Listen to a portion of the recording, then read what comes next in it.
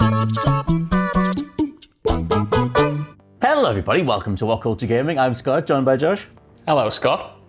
Josh, my friend, another day, another set of rumours, but this one is ridiculous. Both massive stories. We're going to do another one. We're going to do another follow-up news video very, very soon.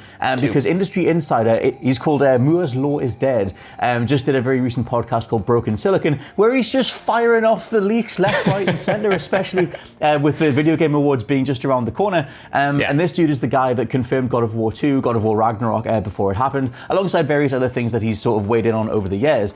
But two massive stories, the first of which is that the Metal Gear Solid remake is going ahead, or has been going ahead for the last 3 years. Apparently Bluepoint have been working on this for the last 3 years, alongside Demon's Souls, and the reason that we haven't seen anything is because Sony are quite comfortable with their current exclusivity library, and they don't want to, put too much out while they're still sort of sorting out the various stock problems and things like that with the PS5.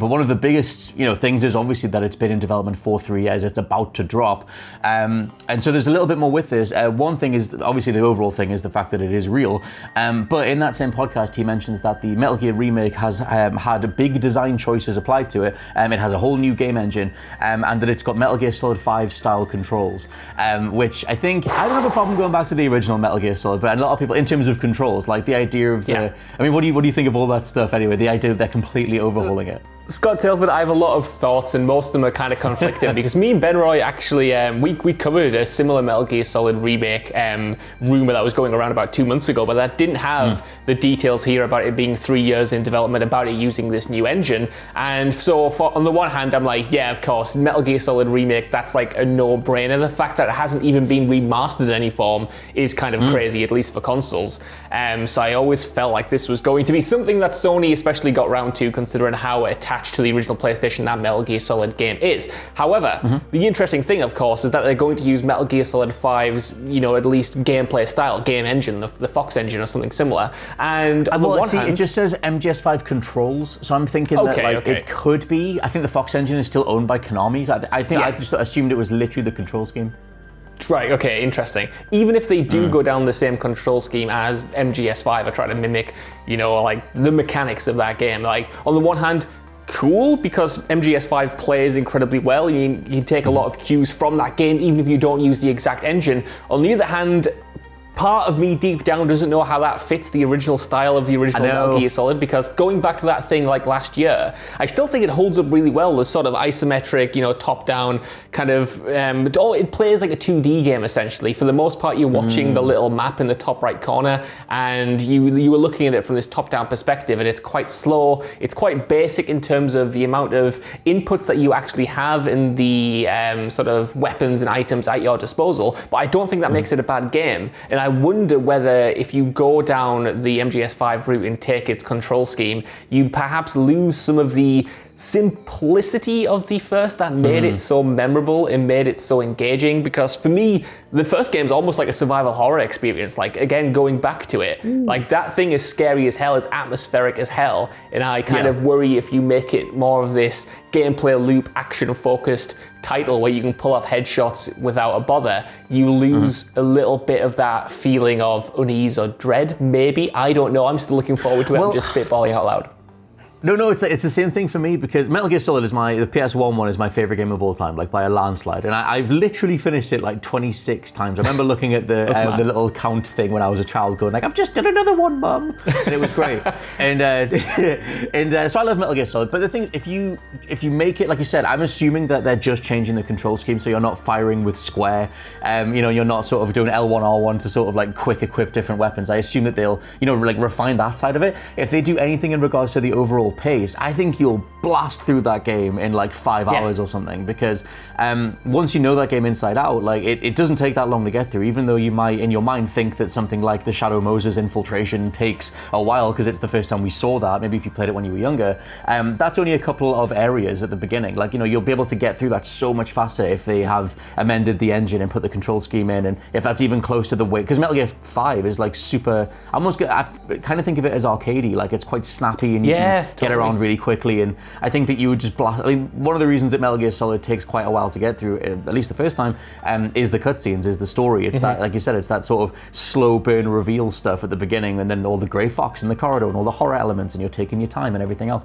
So I'm curious about all that stuff. Apparently, one of the other part of this news thing is that they are delaying it, or they're waiting until late 2021 to release it. And in the podcast, he sort of like, goes into all the other releases they have across 2021. Gran Turismo 7, Horizon, Returnal, everything else. And then says that the Metal Gear Solid remake would come towards the end of the year to try and literally, his words, carpet bomb the launch of Halo Infinite, because they have so many exclusives lined up, and they want to have enough stuff to put out there when Xbox are finally playing their big exclusive card. So yeah, apparently they're waiting until next year, and it'll be late 2021 when we finally get this. But because it's been in development for 3+ years, I guess, it's kind of a dead cert. It seems like it's happening. That would be a good triple punch, because Horizon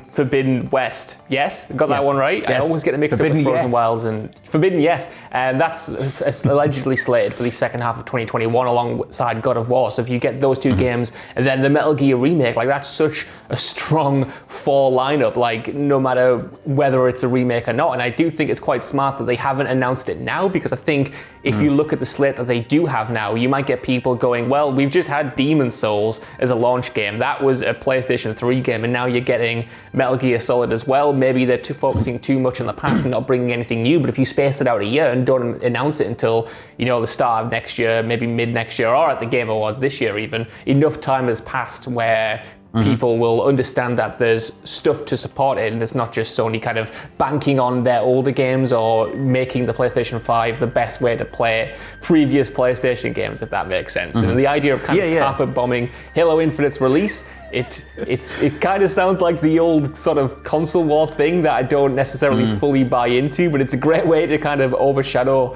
the biggest release that Microsoft has. That's assuming, of course, that Halo Infinite does release late like next year and isn't delayed indefinitely again until like 2025 on the Xbox and the next Xbox. Yeah, I mean, I think that, like, obviously on the Microsoft side, on the Xbox side, like, that is the one big exclusive. Like, we know that there's another Fable coming. We know that they're rebooting, sort of reimagining Forza, whatever the next sort of iteration of Forza is going to be. Like, they do have these big things to come. But Halo Infinite is one of the only ones scheduled for 2021. One thing that he talks about is that Bluepoint do have a history with Metal Gear Solid. Like, they put together the Metal Gear Solid HD collection. But their sort of technique on the inside, when they did Demon's Souls and when they sort of approach these remakes, is to port the old games, like geometry, the wire meshes, the old literal level designs, bring them across, and then start, sort of improving them and doing whatever. Is there anything that you would change about the original Metal Gear, or do you want a Demon's Souls style overhaul? Like, for me, I would take a total visual overhaul. I don't know what they're going to do with the voice acting as well, though, because I wonder if those original recordings are even up to snuff, like if you can master them in such a way. Yeah, that's going to be interesting. I think, for me, I'd like it... Oh, sorry, go on. No, just super quickly, like when Twin Snakes came out, I hated that because I didn't like how anime and manga and like over the top they made it, and I love anime and manga, but for me, Metal Gear Solid back then was this more sort of, it was more of an East meets West thing. It was more grounded, and I didn't want it to be Solid Snake backflipping on top of a missile in midair. I just liked it more solid, grounded. Very good. And so I don't, even though, and in regards to Twin Snakes, when they redid all the dialogue, I hated it because, like I said, I've played the original so much. I knew all the inflections, I knew all the line deliveries, and I didn't want that exact same script said in a different way. So if they've got the cast back to redo the lines again, I don't know where I'm going to sit on that. I think the fact that the Twin Snakes does exist kind of bodes well for this particular remake, because the fact that, Metal Gear Solid fans like yourself really didn't take to that at all. They didn't like the changes in the performance. They didn't like the new cutscenes that were way more over the top than the original, way more in line with like Metal Gear Solid 4's cutscenes than anything else. So I think that's a quite a good blue point of, very good, again, another pun there, quite a good blue point of what Bluepoint shouldn't do with their remake. And I think with Demon's Souls recently coming out, they've kind of proven that they can build something from the ground up that is, essentially all of their own work influenced by something else, like you said, taking the geometry, but redoing the animations, re-recording the voice lines, while staying incredibly truthful and authentic to the original source material. So I'd want them to kind of like go down that style. And if they did have to re-record the lines, which, let's face it, they probably will have to, just because the original masters might be difficult to find, or they might not be up to snuff with the new way they sort of plot the scenes. I have enough faith in them that they'll retain the essence of what made the original performances so good and wouldn't, add in their own flourishes or completely change the direction of a scene. They seem to be just, I don't know, man, like I'm loving Demon's Souls, and even though I don't have that much fondness for the original, by all accounts, it seems like they've done a great job for the most part of just staying true to what made the original so good whilst updating it, whilst adding this graphical overhaul. Even the fact that they've changed the animations but kept the same flow and rhythm of the weapons is like the best of both worlds. It gives you something new and updated while not completely sacrificing the game feel of the original game, and I'm just hoping they kind of nail that same balance, which is incredibly difficult to do, as the Twin Snakes proves with this Metal Gear Solid remake. And in regards to what Metal Gear Solid means, it is one of those massive tentpole PlayStation releases. There's an Easter egg for it in Astro's Playroom, and they said as in part of this, the quotes that he sort of got from his various insiders or his sources that are sort of close to this, that they've been sitting on it for the 3+ years. They're sitting on it right now, waiting for the announcement, because they don't want to mess it up. They want to make sure that they get everything right. That it is this big important release. That if they sort of put a foot wrong, it'll kind of it'll be remembered.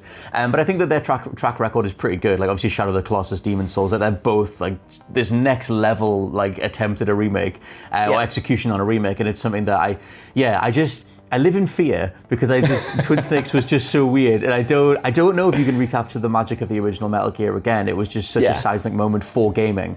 But Bluepoint are definitely the best studio for it. So yes, let us know what you think down in the comments below of the idea of a Metal Gear Solid remake being handled by Bluepoint Games, and what would you change, what would you keep the same, and what do you think of the information out there right now? For now, I've been Scott from WhatCulture.com. I've been Josh from WhatCulture.com. And we'll catch you next time. Bye.